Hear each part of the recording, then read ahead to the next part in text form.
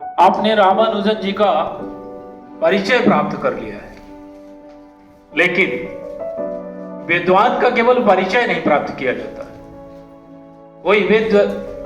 कोई विद्वान जो महापुरुष की श्रेणी में शामिल हुआ, उससे सीखा जाता है, उसके जीवन से कुछ हासिल किया जाता है। 22 दिसंबर 1887 में जब वो जन्मे तमिलनाडु के एक गांव इरोड में, तब भारत परतंत्र हुआ करता था। और परतंत्र भारत में उन्होंने ऐसी अलख जगाई कि आज हम गणेश दिवस के रूप में उन्हें याद करते हैं, और हम भर नहीं, पूरा विश्व उन्हें याद करता है। मात्र 32 वर्ष 4 माह जिए। 26 अप्रैल 1920 को उनकी मृत्यु हो गई। और महापुरुष बनने के लिए जीवन की लंबी यात्रा की जरूरत नहीं होती। विवेकानंद भी ज्यादा नहीं जिए, शंकराचार्य मात्र 32 वर्ष जिए। महत्वपूर्ण ये नहीं है कि आप जिए कितना, महत्वपूर्ण ये है कि आपने किया क्या। वाह। महत्वपूर्ण ये नहीं होता कि आपकी सांसें कितने दिन चली, महत्वपूर्ण ये होता है कि आपकी सांसें जितने दिन भी रही, उतने दिन आपने कर्म किए क्या, आपने समाज को दिया क्या, आपने राष्ट्र को दिया क्या।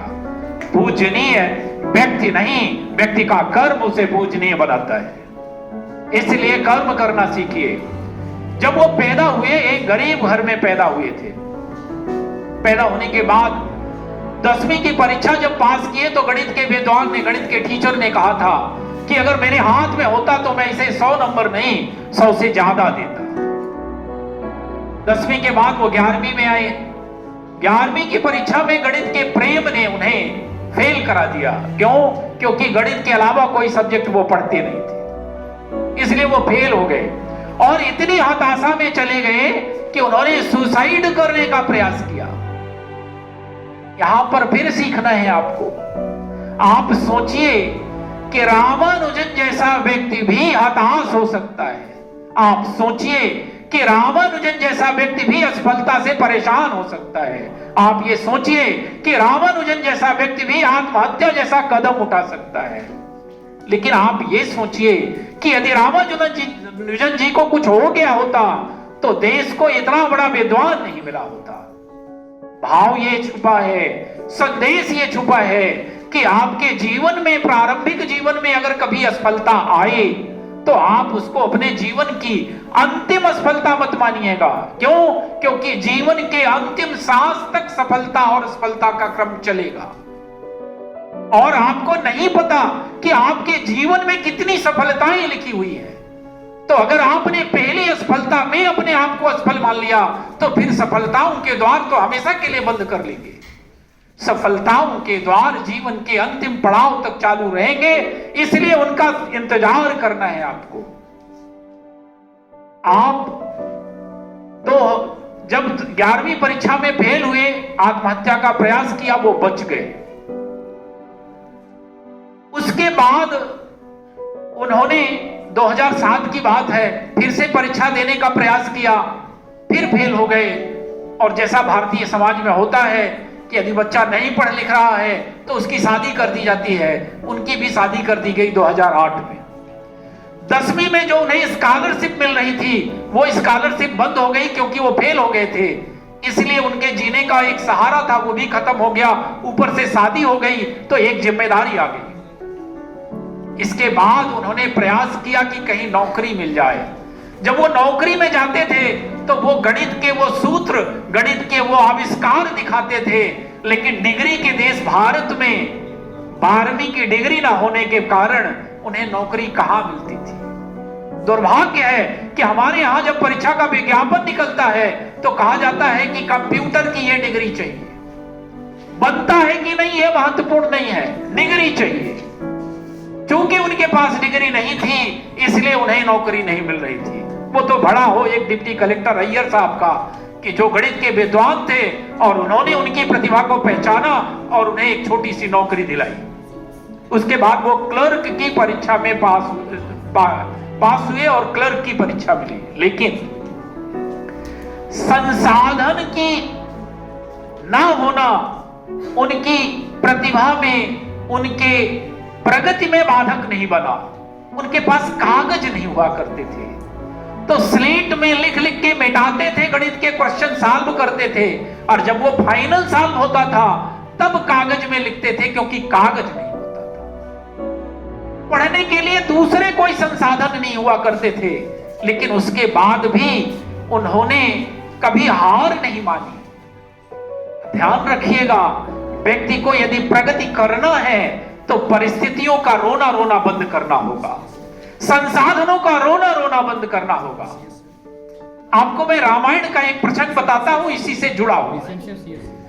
जब राम रावण का युद्ध चल रहा था और अंतिम युद्ध होने वाला था, तो राम के सामने जब रावण आया तो रावण रथ में था, रावण सारे संसाधनों से लैस था और राम नंगे पांव उससे युद्ध कर रहे थे। विभीषण देख के डर गए। विभीषण ने कहा, रावण रथी विरथ रघुवीरा, देखि विभीषण भयो धीरा, नाथ न रथ नहीं तन पद त्राना, के विद जिताऊं वीर बलवाना। उन्होंने कहा, रावण रथ में है, आप बिना रथ के हैं। उन्होंने कहा कि आपके उसके पास तो रथ है, आपके पैर में तो खड़ाऊ भी नहीं है, जूते भी नहीं है, कैसे आप उससे युद्ध लड़ेंगे? तो राम ने कहा, सफलताएं रथ से नहीं मनोरथ से हासिल होती है। सफलताएं संसाधनों से हासिल नहीं होती, दृढ़ इच्छा शक्ति से हासिल होती है। सफलताएं धैर्य से हासिल होती हैं, सफलताएं सत्य से हासिल होती हैं। इसलिए मेरे पास जो है वो रावण के पास नहीं है, इसलिए युद्ध में विजय तो मेरी ही होगी। रामानुजन जी ने भी वही किया। कुछ भी नहीं था, परतंत्र देश में रह रहे थे, क्लर्क की नौकरी कर रहे थे, कोई जनरल नहीं मिल रहा था उन्हें पढ़ने को। उसके बाद भी गणित की लगन ने उन्हें वहां पहुंचाया कि जब तक ये धरती में सूर्य दिखेगा तब तक रामानुजन की प्रतिभा का सूर्य भी हमेशा चमकेगा।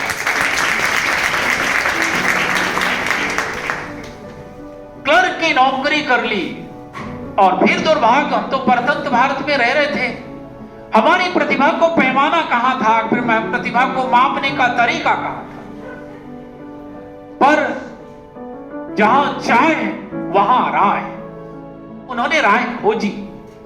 अपने जो आर्टिकल्स लिखे, उन आर्टिकल्स को ब्रिटेन के एक प्रोफेसर हुआ करते थे जीएच हार्डी, उनको लिख के भेजते थे। एक दिन उनको लेटर मिला और उन्होंने देखा, पहले तो सोचा किसी ने मुझे परेशान करने के लिए लिखा है, क्योंकि उनके भी समझ में आ नहीं रहा था कि क्या लिखा है। लेकिन गणित के विद्वान थे, तो उन्होंने जब उस पर मंथन किया तो उन्हें लगा ये तो मूर्धन्य विद्वान है, कहां पढ़ा है ये।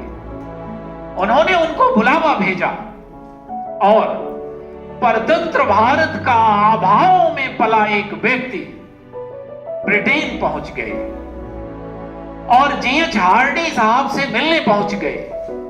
जब उन्होंने उनका कार्य देखा तो उन्होंने कहा, इस जैसा विद्वान तो भारत में या विश्व में कहीं है ही नहीं।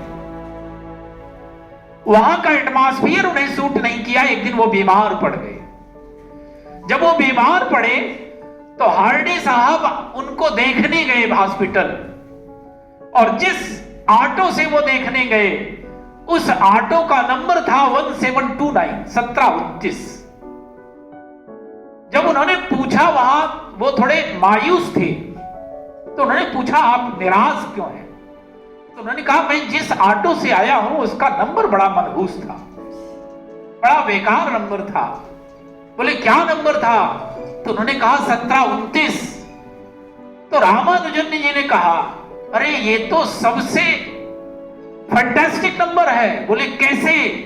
बोले, ये अकेला सबसे छोटा नंबर है। अकेला नंबर नहीं है तो और सबसे छोटा ऐसा नंबर है जिसे दो अलग अलग संख्याओं के क्यूब के सम के रूप में दो अलग अलग तरीके से लिख सकते हैं। तो आप 1729 को 12 क्यूब प्लस 1 क्यूब, 12 का क्यूब करेंगे तो 144, 144 में 12 का मल्टीप्लिकेशन करेंगे तो 1728 प्लस 1 दैट इज 1729। और दूसरा तरीका 10 क्यूब होगा 1000 7 क्यूब होगा 729, जोड़ देंगे तो 1729 आ जाएगा। बोले ये स्मॉलेस्ट नंबर है जो दो अलग अलग तरीके से इस तरह से लिखा जा सकता है। इससे बड़ा नंबर तो कोई हो सकता है, लेकिन इससे छोटा कोई नंबर नहीं हो सकता।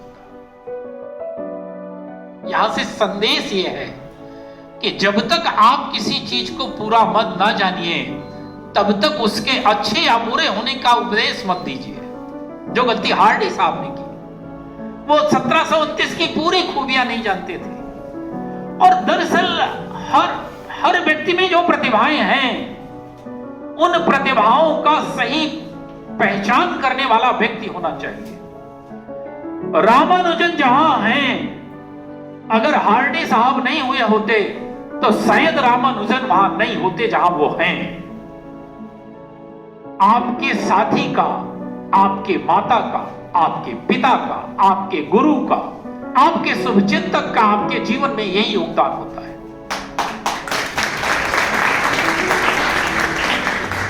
अगर उसने आपको आपकी प्रतिभा से अवगत करा दिया, मतलब आपको वो अमूल्य हीरा दे दिया उसने, जो आपको चाहिए। और कई सारे आविष्कार किए, मैं उसमें नहीं जाऊंगा क्योंकि वो आपको तमाम रिसर्च में मिल जाएगा। मैं तो वो बताऊंगा जो आप नहीं सोचेंगे।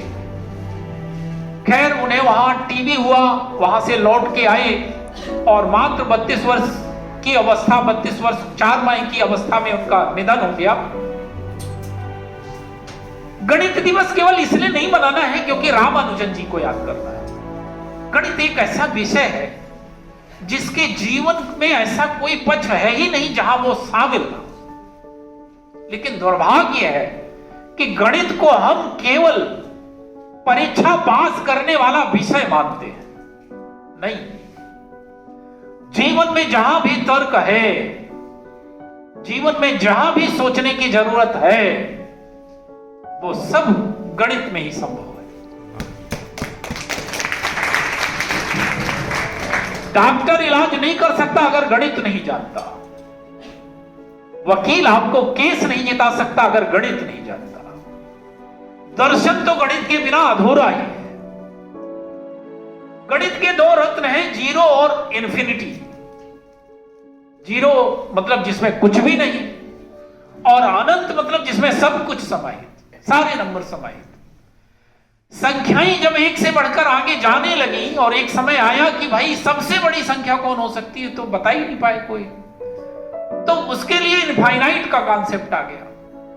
हालांकि वो विजिबल है ही नहीं, क्योंकि हर संख्या में एक जोड़ोगे तो अगली संख्या मिल जाएगी।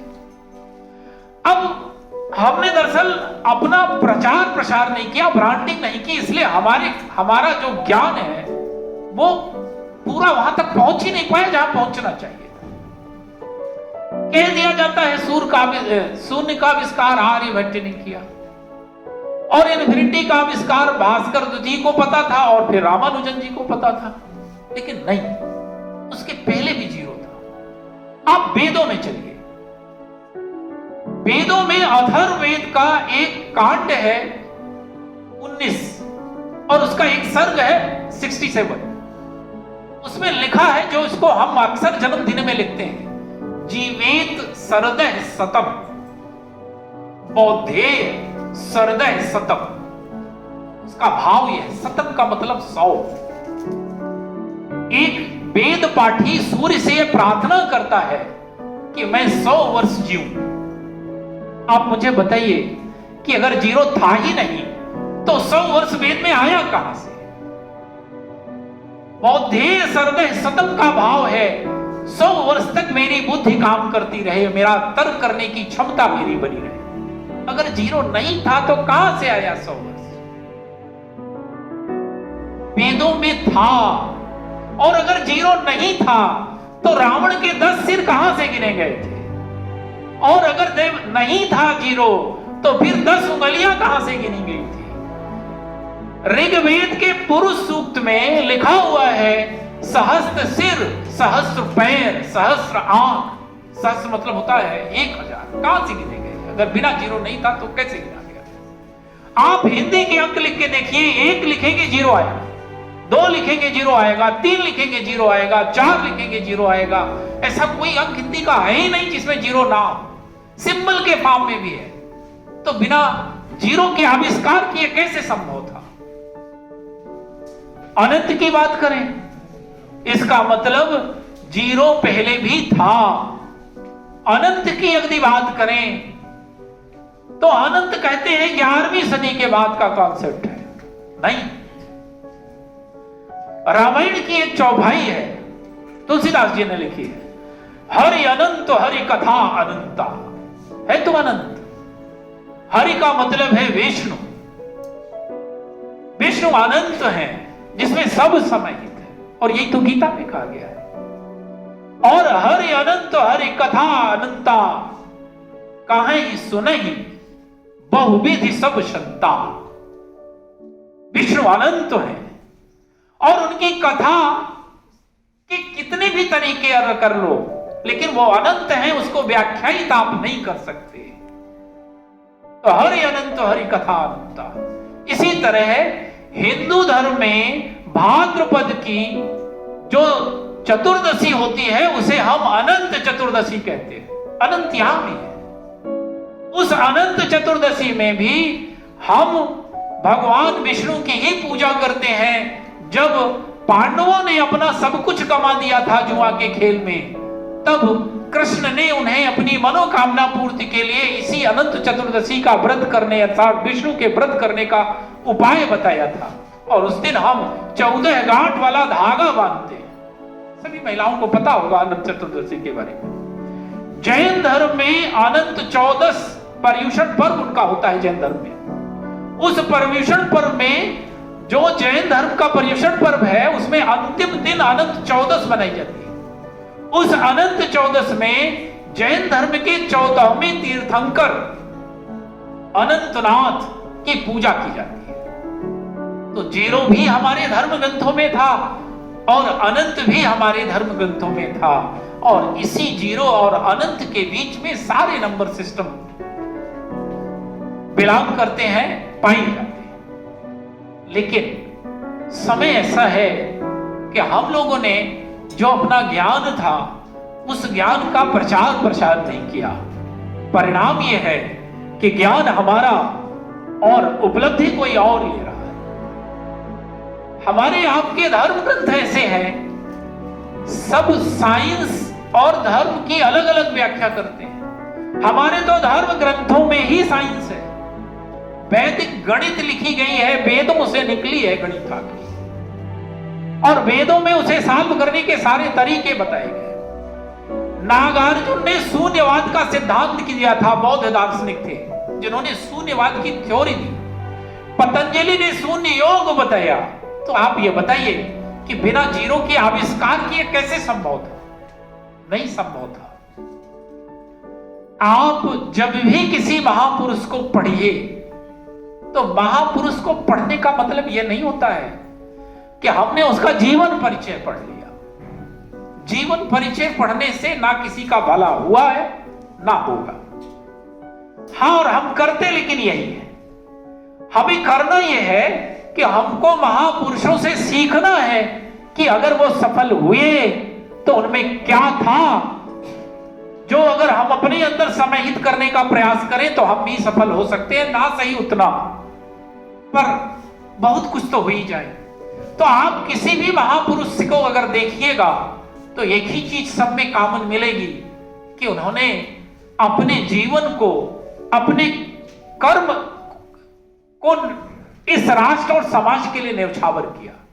उन्होंने माना कि ये जो जीवन मिला हुआ है वो कर्म करने के लिए मिला है। सबकी फील्ड अलग अलग थी। रामानुजन ने गणित में किया तो शंकराचार्य ने इस राष्ट्र को आध्यात्मिक भारत बनाने के लिए किया, तो विवेकानंद जी ने भारत की आध्यात्मिक संस्कृति को अमेरिका जैसे देश में पहुंचाने के लिए काम किया।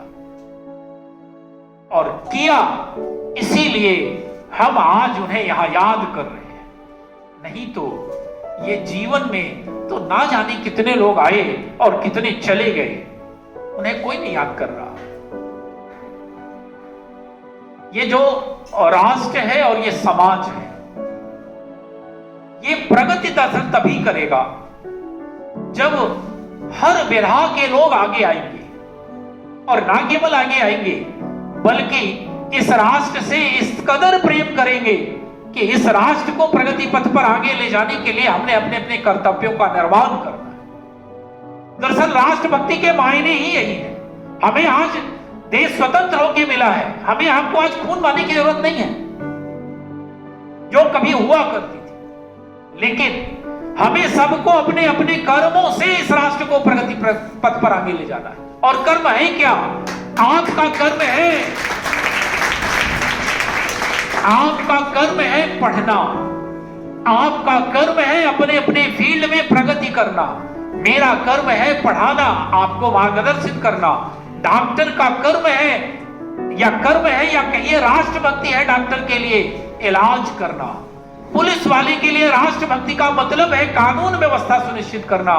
किसान के लिए राष्ट्रभक्ति का मतलब है इस राष्ट्र के लोगों के पेट की भूख मिटाने के लिए अनाज का उत्पादन करना। वैज्ञानिक के लिए जरूरी है नई नई बीमारियों से लड़ने के लिए टीके बनाना। और जब सारे लोग अपने अपने पार्ट की राष्ट्रभक्ति अदा करेंगे तभी ये राष्ट्र सक्षम बनेगा, विकसित बनेगा, समृद्ध बनेगा। लेकिन आज का दुर्भाग्य है कि राष्ट्र एकांगी हो गया है। राष्ट्र के आइकॉन केवल फिल्म इंडस्ट्री के कुछ कलाकार हो गए। वही बताएंगे कि कहां से पढ़ना है।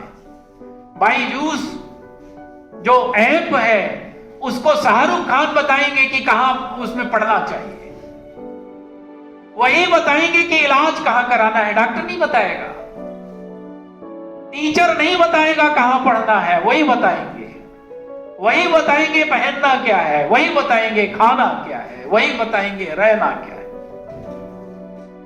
लेकिन जब कोरोना जैसी आपदा आती है तो फिर ये कहीं नहीं दिखते।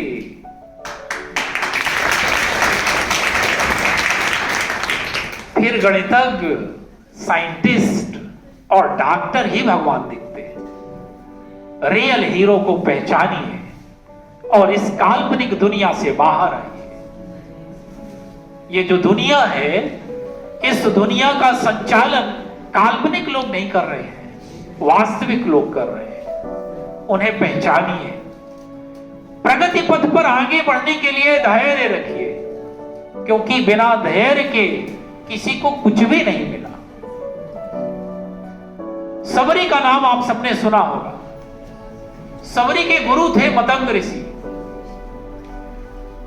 मतंग ऋषि जब इस दुनिया से विदा लेने लगे तो सबरी ने कहा मुझे भी जाना है। तो बोले नहीं, तुम्हें अभी रहना है। बोले क्यों? बोले तुम्हें तो अभी भगवान के दर्शन होंगे, तुम्हारी कुटिया में ईश्वर आएंगे। तो बोले कब आएंगे? बोले अभी बहुत समय है। बोले तो अभी तो दशरथ ही पैदा नहीं हुए, फिर दशरथ पैदा होंगे, फिर दशरथ की शादी होगी, 3 रानियां होंगी, उनमें से एक रानी से राम का जन्म होगा, फिर उनकी शादी होगी, फिर एक रानी वनवास मांगेगी उनके लिए 14 वर्ष का, फिर उनकी पत्नी का अपहरण होगा, और जब वो पत्नी को छुड़ाने जाएंगे तब तुम्हें दर्शन देने आएंगे। सबरी को यदि राम मिले तो इतने साल के धैर्य पूर्वक प्रतीक्षा से मिले। सबरी को यदि राम मिले तो इतनी साल की आस्था से मिले।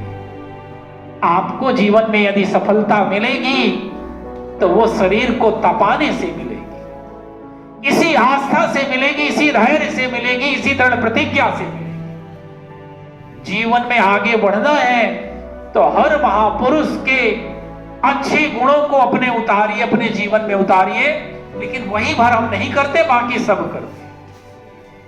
आज रामानुजन जयंती पूरे मध्य प्रदेश में मनाई जा रही है, लेकिन उस जयंती में रामानुजन से क्या सीखना है और क्या जीवन में अपने उतारना है, इसको अगर 2% बच्चे भी हासिल कर लेंगे तो मध्य प्रदेश शासन का ये कार्यक्रम सफल साबित होगा। धन्यवाद।